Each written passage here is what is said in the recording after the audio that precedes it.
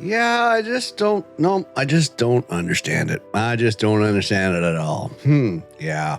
Hey, I'm your host, Matt Morgan, and thank you for tuning in to this episode of Are You Listening? Yeah, I appreciate you for tuning in here. I'm your host, Matt Morgan, as I mentioned, and how is your integrity today? How are you doing? Are you being all you can be? Are you doing the right thing when no one else is watching? Who knows? But are you listening today? Are you listening to anybody today? Are you listening to me today? Well, another important message coming at you. Some more teachings to enlighten you and help you evolve and maybe entertain. And today, I guess the question I have in today's episode is, why are people such perverts? Yeah, even my puppy's wondering the same thing. The thing is why are people such perverts? And this is what we're talking about today. And people are like, what do you mean? Why are people such perverts? I'm not a pervert. And I'll tell you where this is coming from. Before we get into this, hey, you know what? Please check out themadmorgan.com. Yes, themadmorgan.com, because, there's only me. I'm the only one that counts as the Mad Morgan. So themadmorgan.com. And if you're feeling extra spicy today, by all means, please go to themadmorgan.com/support and lend us your support. If you throw us a few bucks, we greatly appreciate that. So thank you very much for that. So let's get into today's episode. Why are people such perverts?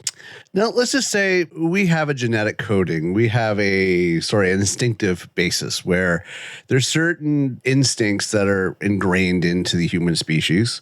And one of them is to procreation, right? Because if we didn't have that instinct in us, we wouldn't survive. We would die out. We wouldn't procreate. So, that's the one thing that needs to be kind of put into our instruction codes in order for us to do. But unfortunately, this has gotten twisted upon twisted upon twisted over so many times. And my apologies if you hear some weird sounds in the background. My little puppy is being a little vocal today with her grunts and groans and whatnot. Probably because she wants some of my omelets that I made for breakfast. But we're encoded to procreate. We have this desire in order to procreate and to, populate and to expand and everything else. So we have this, and we have, of course, in order to facilitate this, we have an attraction to, in a traditional standard environments, men attracted to women attracted to men. Now, I'm talking complete science here. That's all I'm talking about in its basic infancy. Now, we've evolved a lot since then, and attraction is who you're attracted to, and that's fine. That's great. But as far as the scientific equation goes, man procreates with women, blah, blah, blah. Okay, I don't want to offend anybody, so this is why I'm trying to actually clarify all this. So now, forgive me if I'm thinking of it in a completely traditional sense, but, it is the way it is. This is where we're getting on the basis of this one. So why is it giving into these primal urges of ours that it gets completely twisted and contorted? We have, of course, as I mentioned, the subconscious programming, this written into our basic codes for procreation. But why is it we have this fascination with watching other people engage in these acts or, to be a voyeur to these things? Because, yes, there's visual stimulants and I can understand all that. I guess what I'm trying to understand is, I know the old expression that sex sells, but I'm just trying to figure out what people get out of it, degrading people in their complete bared sense of, completely naked and engaging in sexual acts and everything else and being an observer to all this stuff. Don't get me wrong. I'm attracted to women and, I'm a big fan of boobs. Boobs are great. And I enjoy looking at boobs. But let's be real, though. Honestly, once you've seen one of something, you've pretty much seen them all. They just come in different shapes and sizes. And that goes vice versa and everything else. But for some reason, we are wanting to see this and wanting to degrade people. And we want, to be exposed and make them feel like violated. And, we throw money at this stuff. And it's kind of a sad state of affairs. Excuse me as I put my puppy down here from, having to comfort heard her from her moans and groans. Hang on. Yeah. So for some reason, porn seems to be a big industry. Webcam websites like Chatterbait seems to be a big industry. This kind of thing, look at OnlyFans, seems to be a big industry. Everybody wants to see other people naked, all shapes and sizes and everything else, blah, blah, blah, blah, blah. If it's not to humiliate, it's to, to just engorge themselves in the visual acts or, and it's just, I just sit there and I wonder about this. First of all, other than quick and easy money, to degrade yourself to the point of doing this, no matter how you want to justify it, why would you give that much of yourself? It's quick buck. All I got to do is take off my clothes and engage in sexual acts. But you're selling something that is the true nature of something that you truly possess that no one else really can take away from you. And you're just willingly giving it up because it's quick profitability. I don't understand that. And as I said, yeah, whatever you're attracted to, it's nice to engorge yourself in it. But I just don't understand why this has become such a staple, such a necessity, especially for lonely people or perverted little boys and girls. It just seems to be something that they just need to have some level of fulfillment. If it's not throwing tips and gratuities and money and everything else to make people do stuff for you on screen, it's just for some reason people just get some sort of power from this or satisfaction from this, being an observer to all this stuff like that. And on the flip side, I just can't believe that people like to put this out there for others to watch. It's a twisted psychological mindset I think some people just end up getting into. I mean, appreciating the naked body for what it is, I'm fine with that. But why do you have to go into the innards? And why do you have to get all disgusting? And why do you have to get all, next level twisted type, like give your head a shake? I'm not wrong. As I said, me personally, I like looking at boobs. Boobs are good, but I don't need any twistedness and, harm and everything else. And all this other stuff that unfortunately you get exposed to over your years if you spend enough time on the internet and you look at the stuff that gets thrown in your face and it's just like, why is this something that people, I guess people don't realize it really tears away at you. It really does. It completely, to the young minds, it probably gives them some twisted idea of what intimacy is about, some twisted idea about what sex is about, some twisted idea of how it should be. I mean, if you completely desensitize the young from, looking at this as being commonplace versus something that should be considered sacred and intimate, then it just completely loses its impact in a relationship or any sort of situation. I mean, it's a shame because something that used to be so coveted and so private and so kept to yourself, your sexuality and nakedness and everything else, has become something that's so freely available these days. It's not even behind a paywall anymore or an age check anymore. And I mean, a laughable situation I've heard in the last 20 years was, if people are like, well, how do you know about all this stuff? Because I like to learn about human nature. But there's a thing called a money shot where basically during the act of sex in a porno, the man would actually be having to take out his penis to be able to show his ejaculation to show that he actually did, because there's always some question of whether or not he actually did ejaculate. So they called that the money shot. Well, as time went on and this pornographic stuff became something that's so freely available, to young minds. For the longest time, I heard of the next generation coming up where, mid to late teens and everything else were engaging in sex for the first time. And because they had only this reference material to go by, was under the assumption that the way sex was done is you were to pull out your penis and ejaculate on the chest or the face of whoever you were with. This was considered the norm.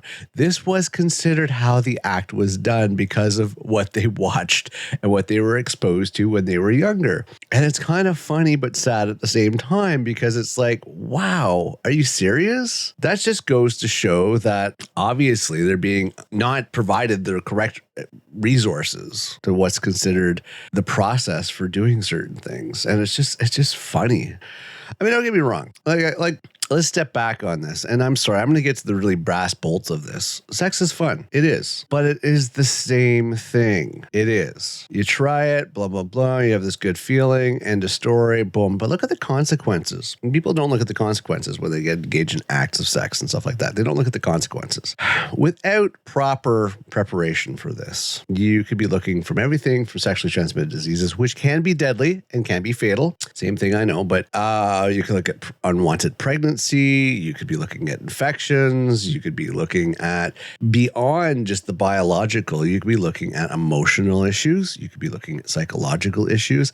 There's so much that actually goes into the intimacy of it. And that's why the fact that sexuality and intimacy and sex and you know, all that kind of stuff is becoming desensitized and commonplace, why that's such a bad thing, because it affects so many different levels. It's not just about wham, bam, thank you, ma'am, or sir, or whatever.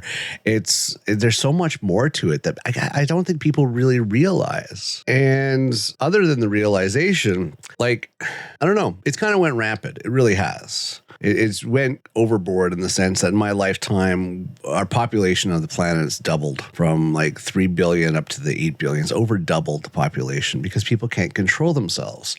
People give in to this desires because they're too weak. They can't contain themselves. They can't, you know, have some level of control. They give in to these urges. And then if they are, you know, don't have the skills to actually find a partner and a mate or whatever, and stuff like that, to engage in such acts, they resort to other lewd activities, whether or not it's sexual assault and rape, or turning into some sort of twisted fantasy, you know, with a cam girl or cam guy, or, you know, some of these, you know, boards online and everything else. And, you know, they go down a completely twisted path, all based on primal desires, which they can't really rewrite or control. And when surfaced to the other side psychologically and discipline factors, they can't control that either. And so they get into a completely twisted sense as to what anything intimacy related wise on a sexual basis. I don't know. They just get completely twisted, unfortunately. And not many people have the control and the discipline in order to override their basic instructional code. It's a shame. I'm hoping that we can evolve to the point where we don't look at sex as being you know, so commonplace. It goes back to being intimate and sacred and something that is, you know, done out of purpose or principle versus just something that's fun to do. I mean, don't get me wrong. As I said, it's interesting. It's a good feeling. It's nice to explore. But I guess what I'm saying is that I have learned personally, analyzing it through my life, when I was young, I didn't understand it. It was like, it was a good feeling. Blah, blah, blah. That's it. You know, if I wanted to consider it a scoreboard, then, oh, yeah, okay, I did that with that one more to the board. But when you're young, you don't understand what intimacy is about. You don't understand what sex is about. It's just a good feeling. It just feels good. And some people get completely addicted to it because it's like anything. If you have any sort of addictive personality and that weakness that you give into addiction, you find yourself that you just want that good feeling more and more and more. Some people can get addicted to sex, like they can get addicted to alcohol, or addicted to cigarettes, or addicted to drugs. It is something that makes you feel in an altered state, which makes you feel good, so you get addicted to it. And you don't consider the peril. You don't consider, of course, the outcome. You just engage in it because it's something that, you know, and then, of course, you completely go off the rails. You'll do whatever you can in order to achieve that feeling again, to achieve that moment, that experience. So what am I trying to say? I know you're like, you know, you're looking at your radio, or you're looking at your phone, or you're looking at whatever, and you're going, okay, Mad Morgan, what are you proposing here? What exactly are you saying? Give us an idea. What I'm saying is that people need to get back to the roots of what sexuality means, and the importance of intimacy, and the importance of, I guess, and the value of the nakedness of the naked body, the sexual acts, you know, that should be shared in some level of secrecy, some level of intimate setting that's not so freely available where you just exploit yourself. And I know a lot of people are going to argue this point. They're like, oh, I make lots of money off this, or oh, I enjoy this, or whatever. If they're going to do it, I'm going to pay them. And it's just like, honestly, though, at the end of the day, I really like, I try to put myself in the role of, if I was one of these people that would completely sell out and do whatever I needed to do to my body and expose my body and go through all these acts and these lewdness and all the stuff in order to get a paycheck, it might be a quick go of it. But at the end of the day, if on my last moments of life, how would I feel about the fact that I had completely disrespected myself to the point where I gave all of that out there for a quick buck? And this is how I'm going to be remembered. That's how you're going to be remembered. You have sold your soul, you've bared it all, and this is how you're going to be remembered. Think about that for 1 second. Think about that. It's great in the moment where you get the nice paycheck and it's easy money because you don't really have to do much. And it's an enjoyable job to do because, well, let's just be real. I mean, sex is enjoyable. That's why people do it or engage in these acts, because it's enjoyable and that's why they do it. But at the end of your days, not an average day, we're talking the end of your life. Think about that. That's what you're going to be remembered for. It is. Look at anybody that's even been in the porn industry of any level whatsoever, even for a short period of time. That's the legacy of them. That is what they're remembered for. That level of giving of yourself to that extreme, exposing yourself, lowering yourself, that level is what is your legacy. That's what you've been benchmarked at. That is it. I know there's some musical people, I don't even know if you can call them artists, but people that work in the music industry that have colorful past, a stripper or a prostitute or whatever the case may be. And that's what they're known for by the people that actually know the history of the person. That is their foundation. That is what people like. And some people are oblivious to this. I guess some people are just oblivious to people's past and what they've done. Should you condemn somebody for that? No, I'm not necessarily saying you should condemn that, but that's still that lowest moment where people is going to be remembered. Now, if you were to say, do all those lewdness because you had to survive, and then turn around and became some saint, Mother Teresa, of giving and generosity and everything else, then the world might excuse that. But if you're still selling your sexuality at a more modest level later on in life, but still for the ultimate paycheck because you're a sellout, they're still gonna resort back to review and reference back to, oh yeah, you've been to this low level, you're willing to do anything for the paycheck, you don't care. Your lewdness, the fact that you're a bad influence, that you're a bad role model, the fact that young minds are going to look at you and go, oh, look at that, blah, blah, blah, blah, blah, and then say to themselves, oh, okay, so now you're some big musical artist and you used to do this. Oh, I guess it's okay if I be a prostitute too, or if I be a stripper, or if I be a cam girl, or if I put free porn out there on the internet. I guess it's okay if I do that too. Now you've just influenced other generations. And some people are going to be like, well, what's wrong with that? Well, I guess the other question is what's right with that? Because people are going to exploit you. People are going to harass you. People are going to belittle you. People are going to pigeonhole you in that particular thing. And that's what you're going to be remembered by. Why would you cut yourself short? And don't get me wrong. We all got to do what we got to do to survive at times. I understand that. And one of the oldest professions is prostitution, and I understand that as well. And yes, if you strip on camera, if you do all these lewd acts in a camcorder, you're pretty much prostituting yourself. Don't kid yourself. It's prostitution, just at different levels. Even stripping, you're prostituting by selling your body. It's still prostitution. Look up the definition. I mean, it might say performing sexual acts for currency or benefits, but it's kind of a sexual act if you're putting out your sexuality there as well. Argue with me if you want. I don't care. And I have met people that can do it professionally and separate themselves. And kudos to them. They have a reason to do it. I've sat down and talked to strippers and prostitutes over my life, and they have their own reasons for why they do what they do. And it's not because of addiction or anything like that. And kudos to them if they can compartmentalize and put themselves like that. Awesome. And I support them on that. But it's the bad decisions that come through youth that end up ruining your life and actually setting yourself down a spiral course to nowhere. This is what I'm trying to avoid. And this is why I want to get the message out to young people, especially. Don't sell yourself short by thinking that it's a free ride by having your own OnlyFans or putting something out on, any sort of exposing site that completely exposes yourselves out to the world. Don't put yourself on Chatterbaits. Don't put yourself on Pornhub. Don't put yourself into a capacity where you can be referenced and denied opportunities because of a moment of weakness or stupidity or ignorance or a desperate need. Okay, fine. If you're willing to back that up in an argument later on when somebody actually tries to actually give you an opportunity of advancement in a better, happier, cleaner, wholesome life, if you can back it up in your argument as to why you resorted to such things, great. Maybe it'll get you somewhere.